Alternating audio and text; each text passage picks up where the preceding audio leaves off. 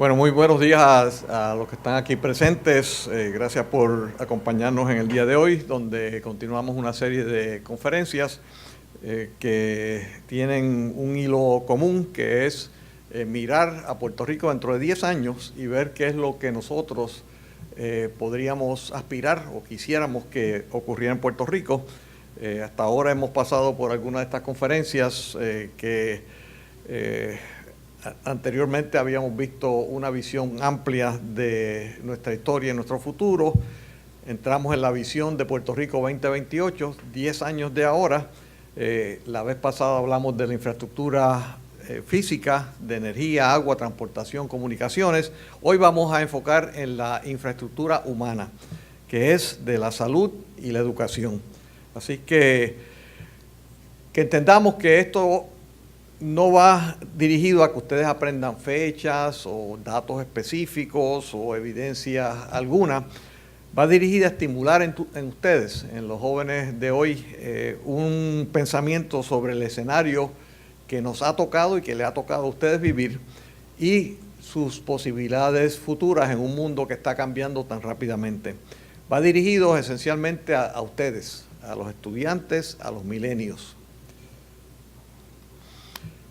Puerto Rico 2028 no queremos decir aquí que es una predicción, no estamos prediciendo el futuro, lo que estamos haciendo es viendo una aspiración que pudiéramos tener para Puerto Rico dentro de 10 años. 10 años parece para algunos como que es un tiempo muy amplio, pero en realidad es tiempo muy corto, mayormente para la generación de ustedes que se encuentra en una sociedad que va cambiando tan rápidamente.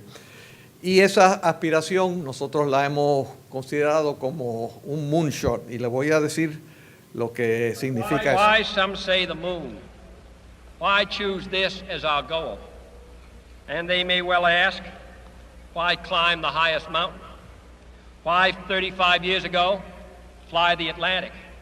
Why does Rice play Texas? We choose to go to the moon. We choose to go to the moon in this decade and do the other things, not because they are easy, but because they are hard. Because that goal will serve to organize and measure the best of our energies and skills. Because that challenge is one that we're willing to accept, one we are unwilling to postpone, and one we intend to win, and the others too.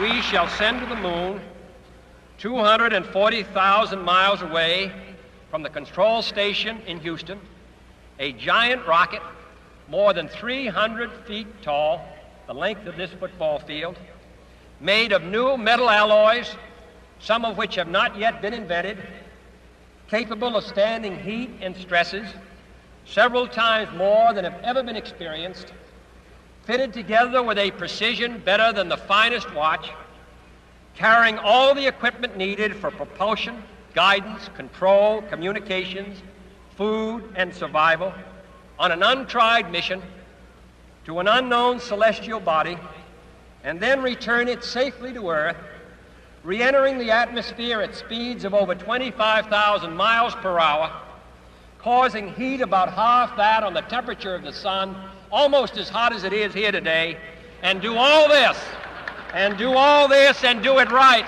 and do it first before this decade is out, then we must be bold.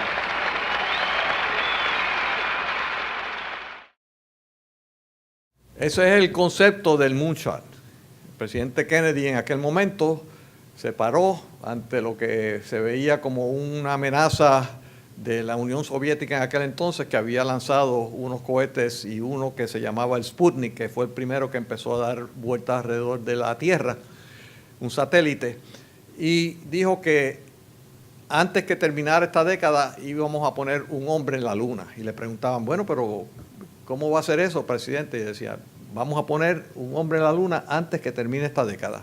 Y seguían preguntándole, no decía cómo, sino cuál era ese moonshot, esa meta que íbamos a conseguir. Dana Montenegro, que es un pensador y un motivador, lo describe de esta manera. Las grandes transformaciones, los grandes saltos en innovación conlleva una visión muy similar a la de Kennedy de llegar a la Luna. Pero esa visión no puede ser prescriptiva, no es que haya una receta. Debe definir un futuro que queremos alcanzar, a la vez que nos dé espacio para descubrir cómo vamos a alcanzarlo. Una visión para Puerto Rico podría hablar de resiliencia, que ustedes han oído que en días recientes se ha hablado mucho, de ser un centro científico de calibre mundial, de transparencia en el gobierno, de sistemas energéticos sustentables y renovables, de paridad en salud con las mejores naciones del mundo. La idea es establecer metas audaces, no es metas fáciles. Cuando le preguntaban a Kennedy, parecía que era una meta que no se podía alcanzar. Metas audaces que nos permitan el espacio para descubrir cómo las alcanzaremos. Comenzamos con salud. ¿Cuáles son esas metas? ¿Cuál es esa visión? ¿Cuál es esa aspiración que tenemos nosotros en este campo de la salud? Pues primero se los voy a resumir aquí y después entramos a ver los elementos que pueden ser constitutivos en nosotros en algún momento lograr esta aspiración. Primero, la salud como un derecho fundamental, constitucional. Hasta ahora, eso en Puerto Rico no ha sido la realidad. La salud no es un derecho reconocido. Esto significa que en algún momento, para el 2028, haya una cubierta de salud universal, que cubra a todo el mundo durante toda su vida, cada persona. Redefinición del concepto de salud. Hasta ahora, la salud se ha visualizado como que perdemos la salud porque tenemos una enfermedad o un accidente o una deficiencia y vamos al hospital o nos intervienen quirúrgicamente o médicamente para recuperar nuestra salud. Ahora se va a cambiar dentro de 10 años el concepto. El concepto no es solamente cuando nos enfermemos recobrar la salud, sino cómo de esa salud, que es lo normal, vamos a poder subir a algo mayor, algo más óptimo, un estado que es mucho más fortalecido de lo que tenemos hoy y que consideramos la salud como si fuera solamente la ausencia de enfermedad. Y también un cambio en concepto. Ahora a las personas que entran a los sistemas de salud se les llama pacientes. Eso connota una condición pasiva. Te van a hacer algo. De ahora en adelante se cambia el concepto a uno de activo. La persona no solamente va a buscar mantener su salud, recuperar su salud, sino optimizar su salud. Y entramos ahí en conceptos de wellness, de maximizar la capacidad de cada uno de nosotros como seres humanos. O sea que se cambia el concepto de uno de paciente o pasivo a uno de activo, buscando optimizar esos estados de salud. La redefinición de los hospitales. Puede ser un iHospital, un hospital basado también en la tecnología, que del concepto actual de tratamiento y rehabilitación se busca mucho más que eso. El hospital se va a convertir en un centro o en un instrumento para uno maximizar, tener mayor fuerza, tener mayor rapidez, tener mayor lucidez mental. No solamente que uno se sienta que no tiene enfermedad, sino que maximice su estado de salud o bienestar. Se va a convertir también en un centro de monitoreo de personas. Estas personas que ya le estamos llamando activos, pues entonces van a estar siendo monitorizados aunque no tengan ningún tipo de enfermedad que se le pueda señalar. Y se va a utilizar la inteligencia artificial para dirigir mucho del cuidado. Hablamos más tarde de la inteligencia artificial, pero que sepamos que muchas de las decisiones que se hacen ahora, que son basadas en decisiones que hacen seres individuales, seres humanos, se va a hacer a través de inteligencia artificial. La tecnología móvil, o lo que llamamos el Internet de los dispositivos médicos. El Internet ahora, en su fase inicial, se utilizaba para comunicarse de persona a persona, muchas personas con muchas personas, pero el denominador común era persona. Ahora van a ser dispositivos, instrumentos, sin intervención de personas. Este Internet de esos dispositivos se van a comunicar unos con otros y van a tomar unas decisiones. Por ejemplo, están monitorizando la presión tuya y de momento encuentran que tu presión subió. Entonces se comunican con otros dispositivos que te van a enviar un mensaje diciendo tu presión está alta, tienes que hacer tal y tal cosa, sin intervención directa de un ser humano. Y los seguros de salud van a ver la ventaja de esto integrando lo que llamamos el wearable technology para prevención y maximización de la salud. Vamos a entrar a algunas cosas específicas de lo que he hablado ahí como el moonshot, el cuadro dentro de 10 años, y yo sé que algunos me dicen, bueno, pero dentro de 10 años es muy rápido. No, dentro de 10 años se va a lograr todo esto. Primero, el derecho constitucional a la salud. Aquí tengo un proyecto que se sometió a la Asamblea Legislativa de Puerto Rico allá en el 2013. Yo lo sometí por petición, ya yo era un ciudadano particular, no tenía que ver nada con el gobierno de Puerto Rico, pero se permiten que hayan legislación que se inicien por petición, que acojan los legisladores y que la sometan. Se sometió a esto, tengo que decir que esto no resultó en nada. Obviamente todavía la salud en Puerto Rico no es un derecho constitucional.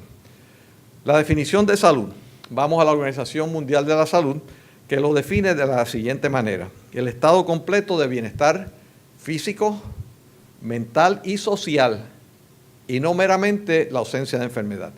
Esa es la decisión que hasta ahora ha sido una decisión aspiracional, no hemos podido lograrla, pero que en los próximos 10 años sí va a ser algo que sí vamos a poder lograr.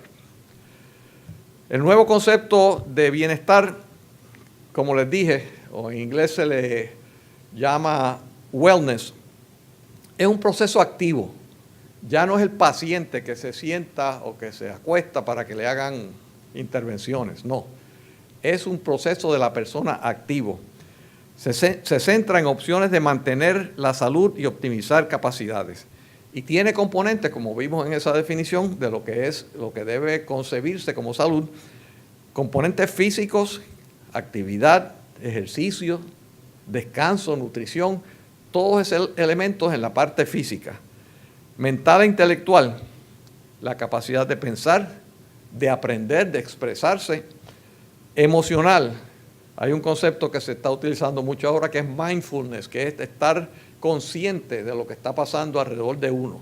Ese nivel emocional de optimismo, autoestima, control. Y también social. Vean que la definición de salud no es solamente el individuo, sino cómo ese individuo interacciona con su sociedad. Un funcionamiento de una persona, un ente, un activo que aporta positivamente a su sociedad. Si miramos los hospitales en su evolución histórica, vemos que antes del siglo XX los hospitales eran un lugar donde la gente iba o los ponían para que se murieran. Básicamente no había ninguna confianza de que pudieran recuperar su salud, era simplemente para que se murieran bajo unos conceptos más civilizados. Comenzando en el siglo XX, cambia esa visión de lo que es un hospital y el hospital se convierte en un lugar donde se combaten las enfermedades. Inicialmente fueron los descubrimientos de cómo combatir las enfermedades infecciosas que pudieron empezar a hacer mella en esas enfermedades que tenían una mortalidad muy alta. Resultado de todo esto es que desde comienzos del siglo XX hasta el final del siglo XX hemos visto un incremento significativo en la expectativa de vida de las personas, cuánto vivimos usualmente. Inicios del siglo XX, la expectativa de vida de las personas era 40 años. Ya para finales del siglo XX había subido alrededor de 80 años, casi había duplicado esa expectativa. Los humanos vivíamos más. Y entonces, a mediados del siglo XXI, se está proyectando que ya eso subirá a 90 años. Posiblemente ustedes estarán en ese grupo donde será usual no vivir hasta 80, sino vivir hasta 90. Y habrá muchos que viven, como ya se está empezando a ver, que sobrepasan un siglo de vida. El sistema de salud actual es uno anticuado en sus normas estadísticas, ebrio de burocracia, ignora lo que la inteligencia artificial moderna ha convertido en algo común y corriente. O sea que los hospitales todavía estamos en una etapa donde no están utilizando a capacidad la tecnología que permite lograr unas cosas mayores que las que hemos podido lograr ahora. El sistema completo de la ciencia de los datos médicos se diseñó para atender preguntas relativas a la población y no específicas al individuo. ¿Qué quiere decir eso?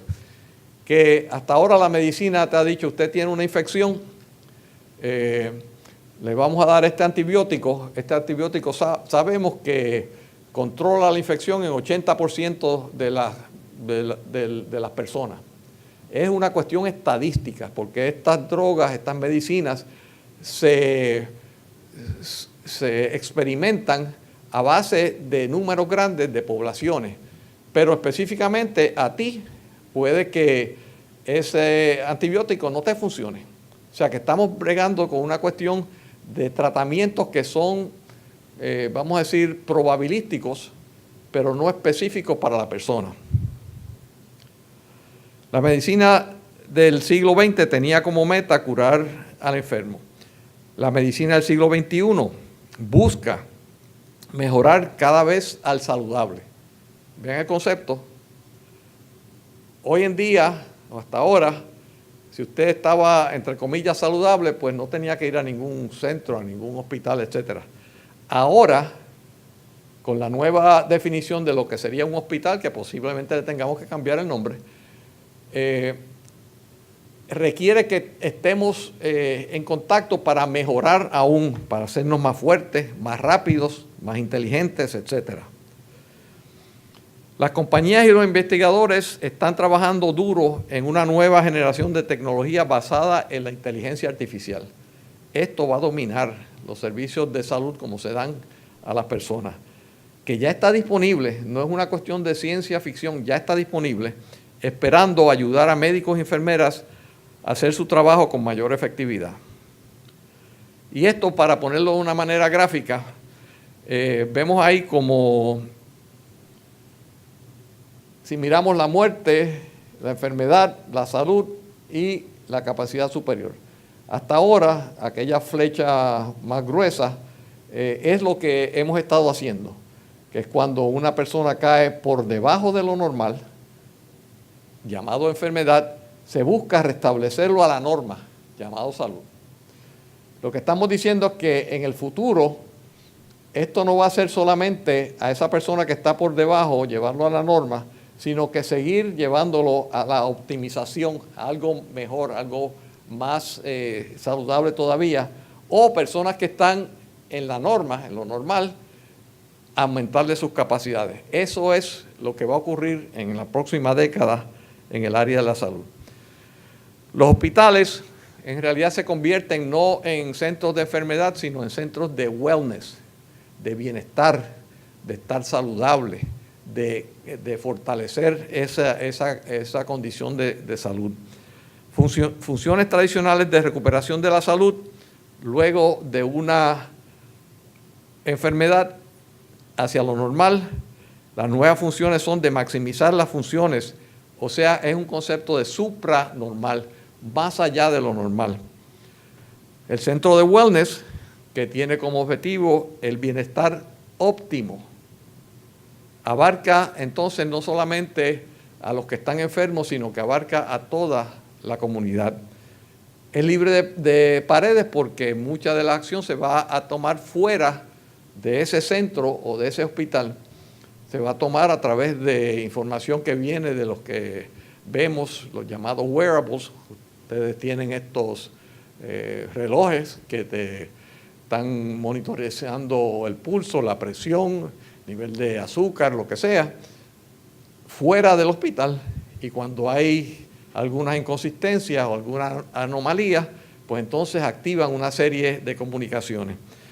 La tecnología de monitoreo y de intervención, como dije anteriormente, va a ser orientado a través de la inteligencia artificial o lo que se conoce como Internet of Medical Technology. O sea, la tecnología, la inteligencia artificial se va a comunicar internamente sin necesidad de intervención de humanos para asegurar que las personas estén adquiriendo estados óptimos de salud.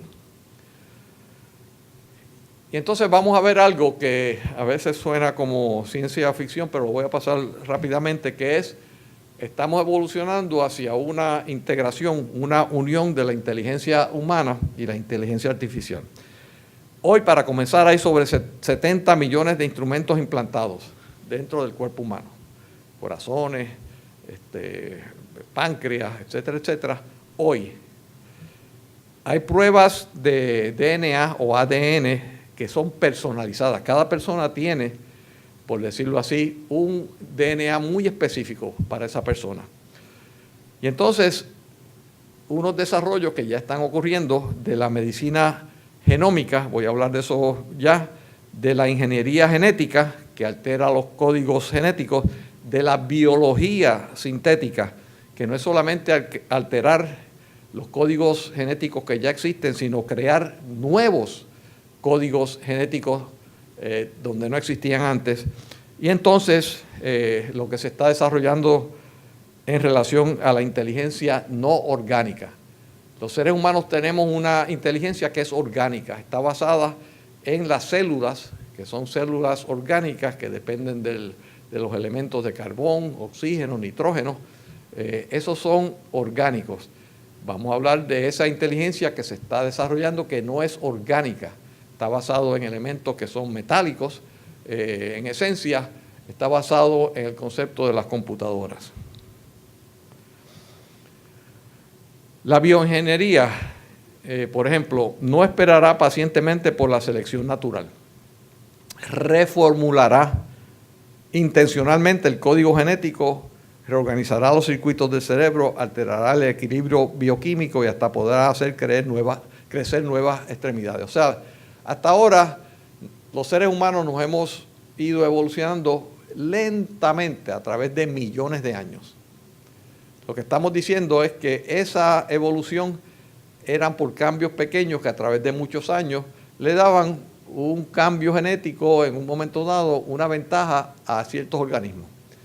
Ahora no tenemos que esperar porque el ser humano puede hacer esos cambios ahora, inmediatamente. O sea que la evolución ahora no va a ser pasiva tampoco, sino que va a ser activa.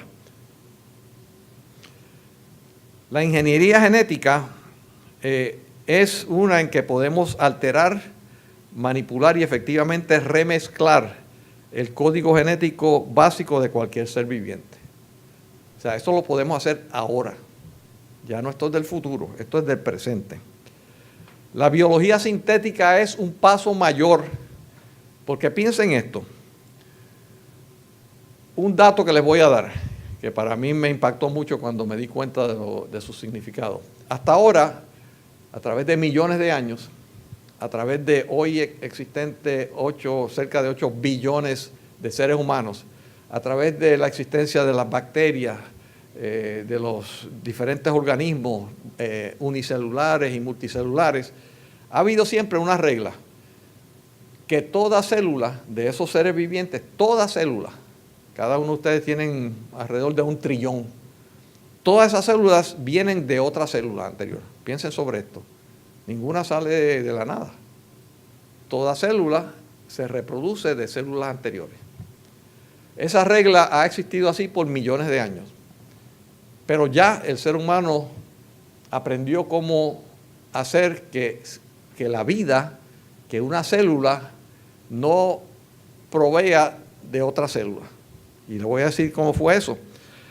En el 2010, el geneticista Craig Venter, que fue uno de los que también trabajó en describir el genoma humano, creó en una computadora una nueva bacteria con un genoma, bacteria que no viene de otra bacteria, viene de un genoma que pusieron en una computadora y que implantaron y que se desarrolló en una bacteria nueva que no existía antes, que no viene de ninguna bacteria anterior. Eso es creación de vida nueva. Eso por primera vez en la historia de nuestro planeta y nuestro universo ocurre donde una célula proviene no de otra célula.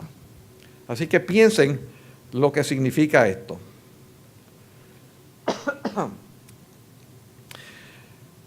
Un profesor de ética nos dice, señalando a Venter, el científico que pudo hacer esta vida nueva, Venter está abriendo sigilosamente la puerta más profunda en la historia de la humanidad, potencialmente atisbando su destino. Él no está meramente copiando la vida intencionalmente, que es lo que haríamos si cambiábamos algunos de los elementos de los genomas ya existentes, o modificándola radicalmente mediante la ingeniería genética. Se está dirigiendo hacia el rol de un Dios, creando vida artificial que nunca hubiese existido naturalmente. Eso obviamente trae unas consecuencias éticas que nosotros tenemos que pensar. Cómo los seres humanos vamos a poder controlar esto para que sea algo creativo, productivo y no que se convierta en un elemento destructivo. Los humanos del futuro incorporarán en sus cuerpos toda una gama de dispositivos biométricos, órganos biónicos y nanorobots que monitorearán la salud y lucharán contra infecciones, enfermedades y lesiones. Estamos todavía en el ser humano, pero introduciendo todos estos aditamentos que no son orgánicos, que son basados en la tecnología, que nos van a ayudar, como dice ahí, para medir cómo estamos funcionando, para reemplazar órganos que eran orgánicos antes como órganos inorgánicos ahora, y nanorobots que se inyectan en la sangre, en la circulación, que mantienen un monitoreo de cómo están las funciones del cuerpo. Otro paso más adelante es que la ingeniería cyborg irá más allá al fusionar el cuerpo orgánico con dispositivos no orgánicos. Aquí ya hay una fusión. Vemos esta evolución de un ser humano que viene por vida orgánica, llega hasta los seres humanos de ahora. Ahora se convierte en un híbrido, por decirlo así, que tiene componentes orgánicos y componentes inorgánicos. Y se usan para reparar las desventajas físicas, por ejemplo, una persona que no tenga una extremidad. Para aumentar el poder visual, se puede aumentar lo que podemos percibir mejor. Podemos aumentar el poder auditivo. Hasta cierto punto es un concepto de enfermedad. Eso ocurre ahora con los dispositivos, los aurículos, que permiten a las personas que tienen deficiencias al oír que puedan oír. Y aumentan la fuerza, la rapidez, la agilidad de las personas individuales. Ingeniería cyborg.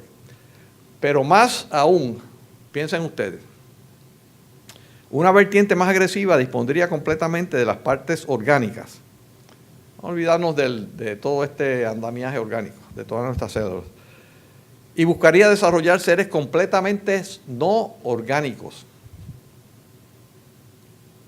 La vida entraría entonces en el vasto reino de lo inorgánico. Hasta ahora, la única vida que hemos podido identificar es orgánica. Pero, si esto se sigue desarrollando, usted puede ver cómo el desarrollo de la inteligencia artificial puede crear unos seres que son totalmente inorgánicos, que se pueden reproducir, que pueden mejorarse continuamente, que pueden tener sensaciones, que pueden tener ciertas capacidades que tiene hoy el ser humano. Por ejemplo, una de las capacidades del ser humano es reconocer las caras de las personas. Eso lo hacen los seres humanos. Ahora mismo, hoy, no en el futuro, hoy, hay unas computadoras que identifican las caras humanas mejor que los humanos. Y hoy mismo se está experimentando con unos nuevos sistemas en los aeropuertos donde usted, en vez de ir con su boleto para que lo vean y tiene que pasar por una serie de puntos de seguridad, usted va a una pantalla, la pantalla lo mira y dice si es correcto que esta es la persona y entonces usted pasa sin hacer más nada. Eso no es el futuro, eso es ahora. Pero entonces, si usted proyecta eso hacia el futuro, podrá ver cómo eso se podría desarrollar en un ente que tiene las características, todas las características que tenemos los seres humanos, pero mejores. Mejores. Hoy los mejores jugadores de ajedrez son computadoras. Hoy los mejores jugadores del que dicen que es el juego más complicado, que se llama Go, que es un juego chino, los mejores jugadores, campeones del mundo, son computadoras, no son seres humanos. Hoy tenemos páncreas artificiales. Eso que hablamos ahorita de cosas insertadas en nuestro cuerpo. Hay páncreas artificiales para el tratamiento de la diabetes, con unos dispositivos que miden los niveles de azúcar en la sangre y que, dependiendo del nivel, envían mensajes para que se suelte insulina de ese páncreas artificial. Hoy hay lentes de contacto que miden los niveles de azúcar cada segundo por el azúcar que pueden detectar en las lágrimas. Hoy hay creación de órganos artificiales, biológicos, que pueden sustituir los órganos que tenemos los seres humanos. El doctor Alexa es un asistente entrenado para hacer preguntas sobre tus síntomas y responder apropiadamente. O sea, hoy a lo mejor usted va a un médico o una enfermera que le hace preguntas sobre su salud, cómo se siente, cuáles son sus síntomas, etcétera. Pues en un futuro cercano será un robot el que haga esa función. Usted se sienta, le habla al robot y le dice cómo se siente. El robot responde apropiadamente dependiendo de lo que usted le vaya diciendo. Los cirujanos, que una de las dificultades que tienen, yo soy cirujano pediátrico, una de las dificultades que tienen es cuando usted está operando, tiene que determinar dónde termina lo que está enfermo y dónde comienza lo que está saludable. Si es cáncer, por ejemplo, usted tiene que saber hasta dónde llega para sacar todas las células de cáncer. Eso se hace usualmente a ojo. Ahora hay unos robots asistentes a través de un bisturí inteligente que le dice al cirujano, ¿ese tejido es canceroso o ese tejido es saludable? Watson, una computadora de IBM, diagnostica el cáncer 4 veces más certeramente que las enfermeras de los centros de cáncer que hacen estas evaluaciones iniciales.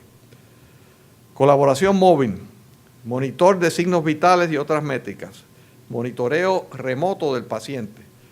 Esto que algunos de ustedes tienen, yo tengo aquí que me dice cuántos pasos di, cuántas calorías he utilizado, cuál es el nivel de esfuerzo que tengo, etcétera. Eso automáticamente va a un centro de datos que entonces lo analiza y emite unas instrucciones de cómo esa persona debe seguir comportándose. Los tratamientos son personalizados porque ahora, a través de tu genoma, sabes qué medicinas sí son, son efectivas y cuáles no. Antes eran probabilísticas, ahora es específica. Sensores wearables, no invasivos, conectados a la inteligencia artificial. Tecnología de diagnóstico y monitoreo mediante los teléfonos inteligentes. Hoy algunos cardiólogos tienen unos dispositivos que se ponen en tu celular donde tú puedes poner tu dedo. A través de eso imprimes un electrocardiograma que automáticamente va a la oficina del médico que tiene entonces esos datos para recomendarte qué hacer. Wearables son todas estas cosas que detectan mayormente para el monitoreo son ropa, brazaletes, zapatos, espejuelos, presión arterial, nivel de hidratación, ritmo respiratorio, el estrés muscular, actividad eléctrica del corazón, actividad eléctrica del cerebro, las calorías, los pasos que has tomado, el tiempo de ejercicio, rendimiento deportivo, el alcohol en la sangre. Todo esto se puede medir hoy. Así que ustedes ven toda la data que se puede utilizar de lejos, no estando en una oficina de un médico, para seguir y maximizar tu estado de salud. 245 millones de dispositivos wearables ahora comenzando en el 2019. Ya 245 millones y eso va a seguir aumentando. Así que quería que tuvieran un cuadro y al final vamos a resumir los dos moonshots en salud y en educación, pero entramos ahora en el moonshot de educación. Y aquí vemos la educación como derecho constitucional, de nuevo, accesible a todos. Esto estamos hablando de Puerto Rico 2028. Este es el Puerto Rico que aspiramos, que queremos, que sea el moonshot nuestro. Una educación de por vida, no una educación que es parcelada, que es 4 años y le dan un diploma y usted dice que terminó su educación. No, es de por vida, no parcelada o limitada por tiempo. Una educación preprimaria, no solamente primaria y secundaria, preprimaria, primaria, secundaria, incluyendo la educación especial gratuita. Ese es el Puerto Rico 2028, todo gratuito. Educación superior, que incluya una universidad también gratuita para todo el que esté cualificado, que tenga acceso a una educación universitaria. Contratos vocacionales también y con educación para adultos postuniversidad, por vida. El estudiante como centro de acción, sin importar la edad, usted puede ser un joven, puede ser una persona de mayor edad, o sin importar el nivel socioeconómico. Acceso universal, usted puede entrar a estas metodologías de educación cuando sea y de donde sea más conveniente, a cualquier hora. Hay algunas personas que trabajan, otras que tienen otras responsabilidades, que no necesitan amoldarse a un tiempo específico y a un lugar específico para obtener su educación. Y el acceso a Internet como derecho. De nuevo, estamos hablando de que el Internet, esta tecnología, va a ser un instrumento para asegurar esa educación de por vida gratuita, pues necesitamos que se reconozca que las personas deben tener acceso al Internet también como derecho. La Declaración Universal de los Derechos Humanos dice que toda persona tiene derecho a la educación. Toda persona tiene derecho a la educación. Y la educación debe ser gratuita, aunque lo modifica diciendo que para algunos niveles pues todavía es muy caro, muy costoso, pero con esta tecnología que nosotros tenemos, ya no tenemos que decir que no debe ser gratuita para toda esa gama de la vida de un ser humano. Así que la justificación de ese derecho universal a la salud es que se justifica como necesario para entender y proteger otros derechos. O sea que hay otros derechos humanos que dependen de la educación, que dependen de que los seres humanos tengan acceso a esa educación.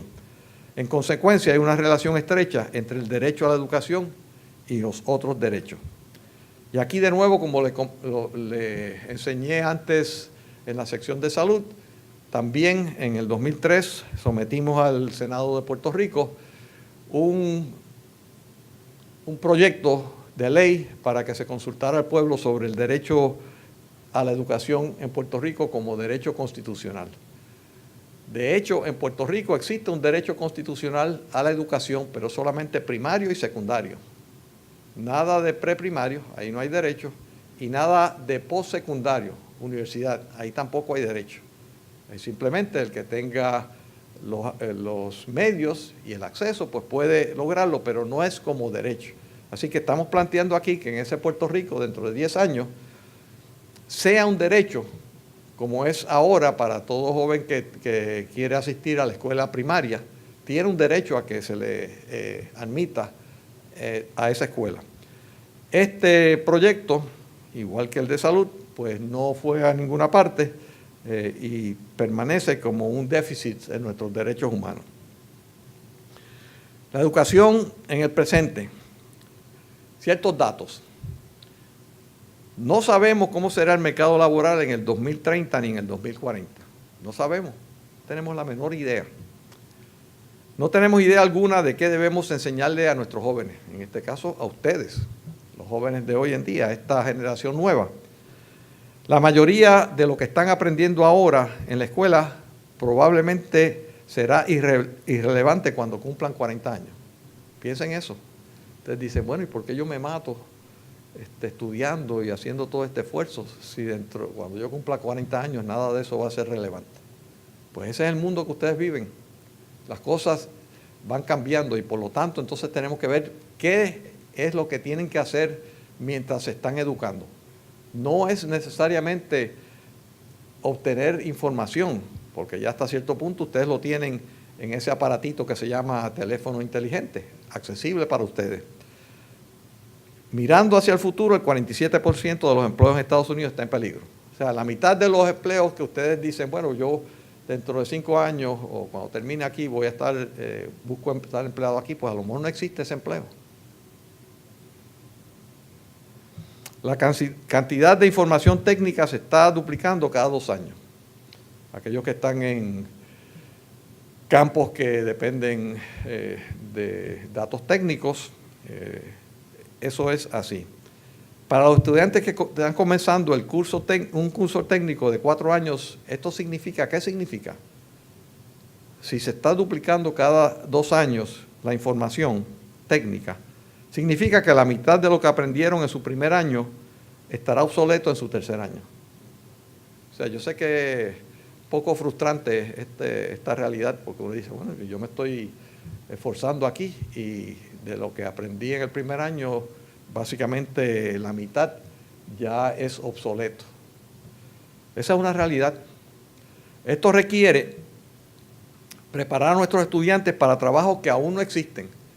Igual que van a haber muchos trabajos que se van a desaparecer, van a haber otros que van a aparecer, que no existen, que no sabemos cuáles son.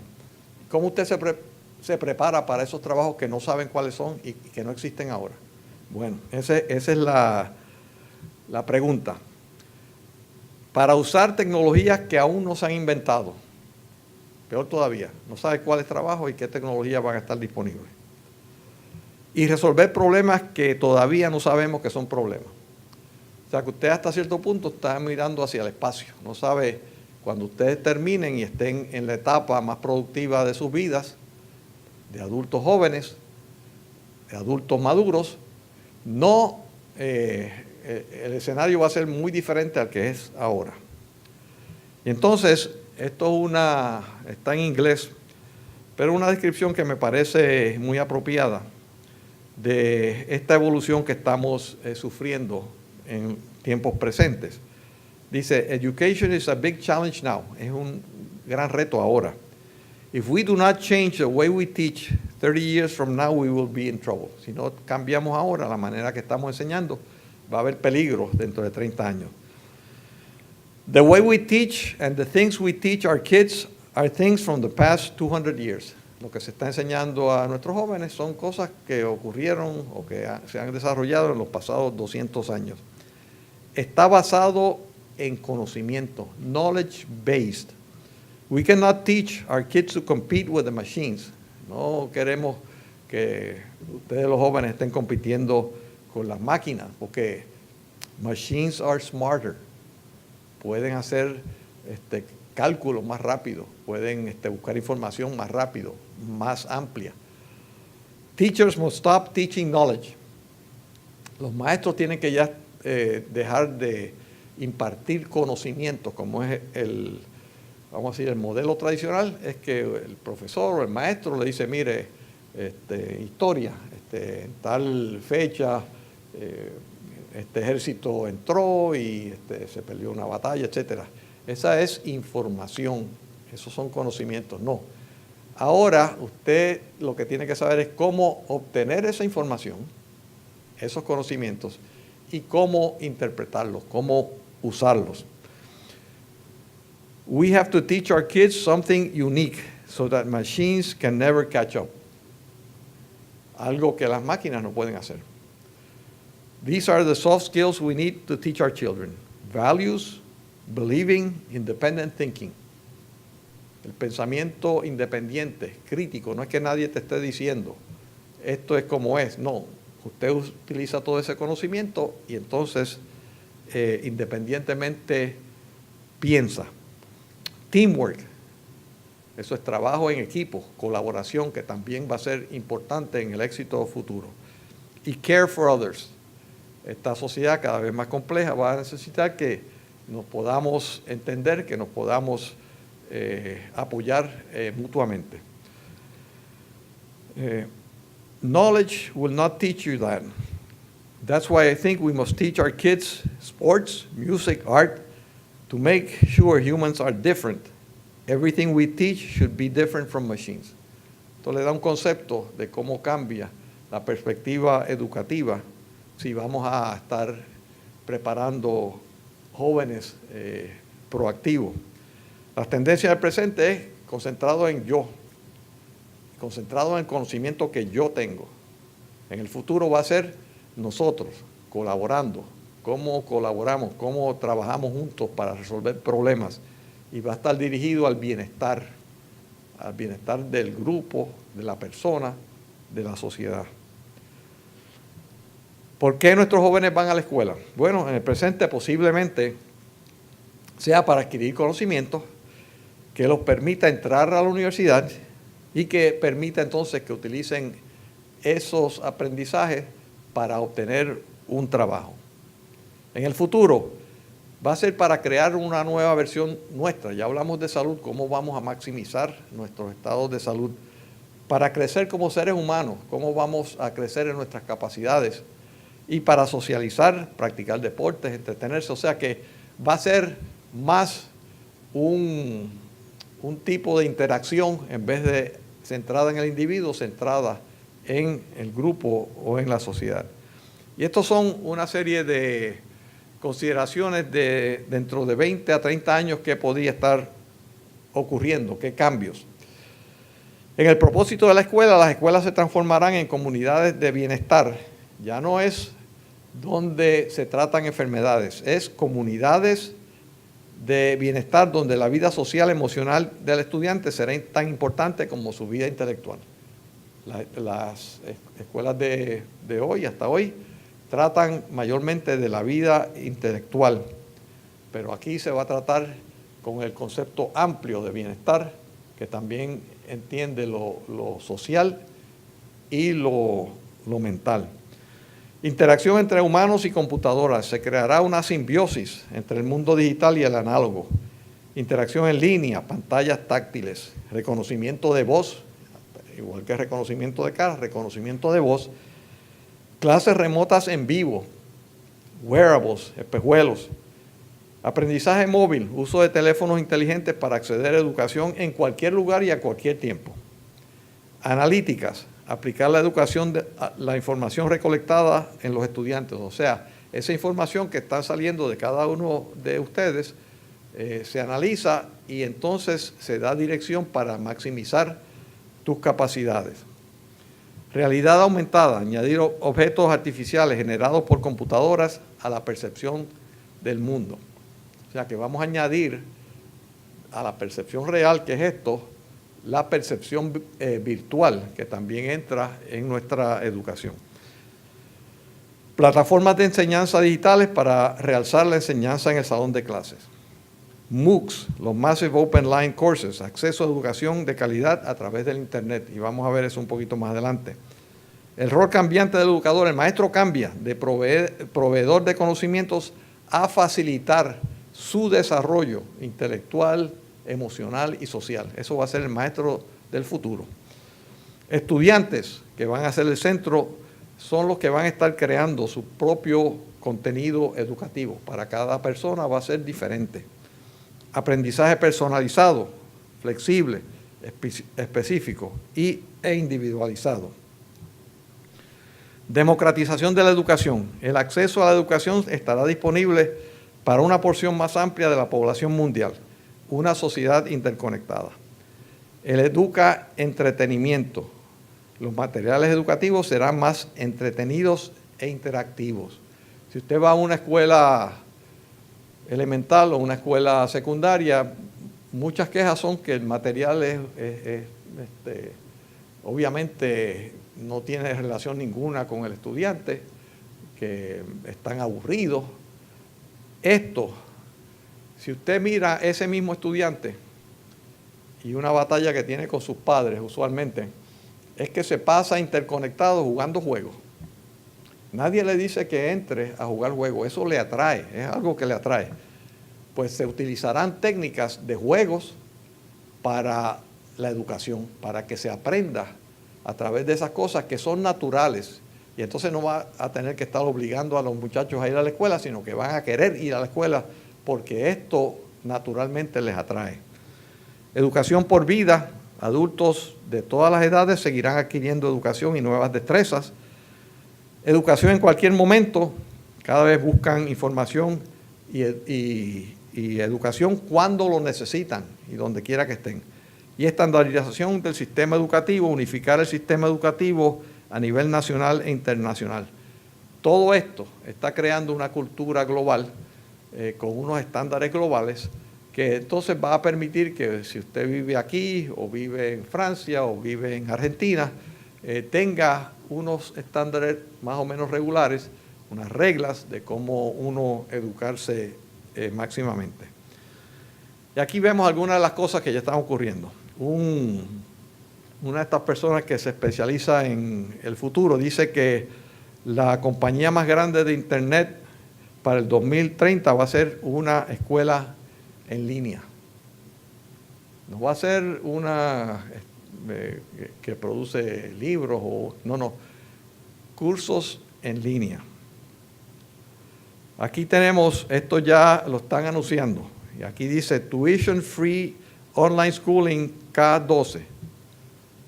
O sea, ya a través del Internet se está educando a niños gratuitamente desde los niveles de K, Kindergarten, a 12. Ahora, esto va a ser general en el futuro. Dificultades actuales. Hoy discutimos la dificultad de acceso, ya sea geográficamente o acceso económico, el costo de la inversión, la disponibilidad de cursos, deficiencias de la planta física, etcétera. El modelo de la mega universidad con enseñanza exclusivamente presencial, como lo tenemos ahora, tenemos que admitir que está fracasando. Los cambios. El rol disruptivo de la tecnología en última instancia restaurará el rol igualador de la educación superior. La propagación de Internet de alta velocidad está abriendo acceso gratis o barato a cursos en línea de calidad y accesible. Eso es lo que está ocurriendo ahora. Y vemos entonces cómo llegamos al concepto de la universidad gratuita. Ustedes son estudiantes universitarios. Cuando yo hablo de esto, la gente me mira medio raro porque dice, bueno, pero ¿cómo es si estamos hablando del costo de la matrícula y el costo por crédito y dónde salen los fondos?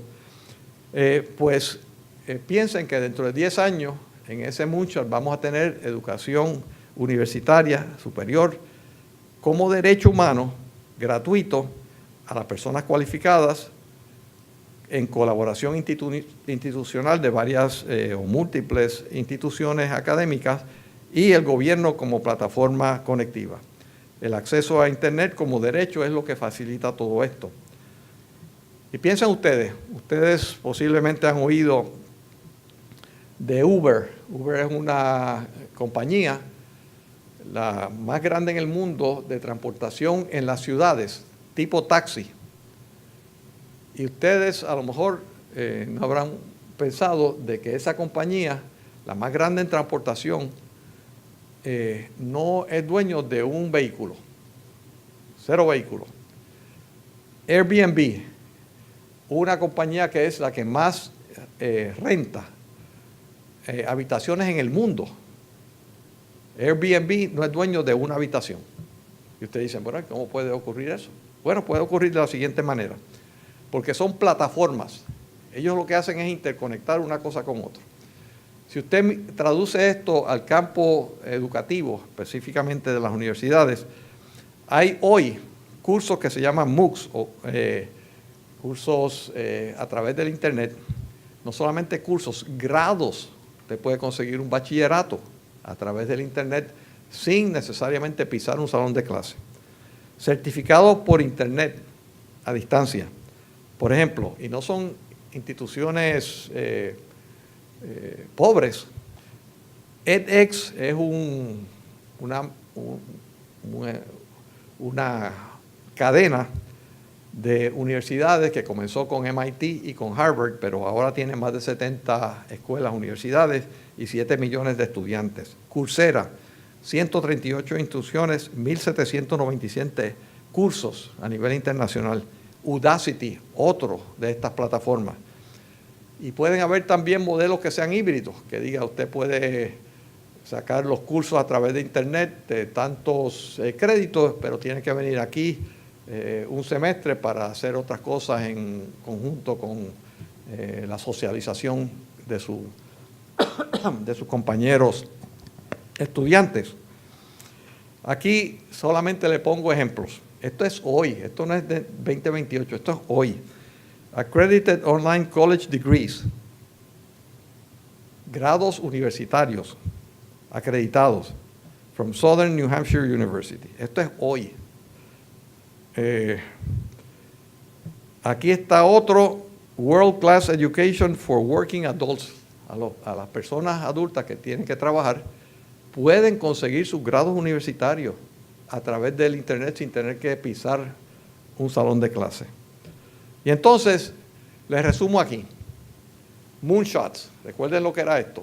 Es la meta aspiracional. Moonshot para Puerto Rico lo hemos puesto aquí a mirar en un ámbito de 10 años. ¿Cómo es el Puerto Rico que queremos y que creemos que es posible y probable en 10 años? En el lado de salud y en el lado de educación. En salud les recuerdo que es salud como derecho fundamental, constitucional, cubierta de seguros de salud universal. Redefinición del concepto de la salud de uno que es de recuperarse de enfermedad a optimizar la salud, bienestar, wellness. Redefinición de los hospitales de tratamiento y rehabilitación a maximizar capacidades. Centro de monitoreo de personas, de pacientes, nos evolucionamos a activos.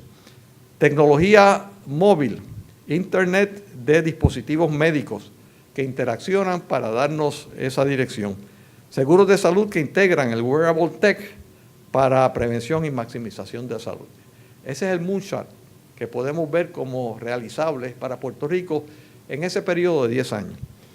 En la educación, educación como derecho constitucional por vida, educación preprimaria, primaria, secundaria, incluyendo la educación especial, educación superior con la universidad gratuita, tractos vocacionales y educación para adultos postuniversidad.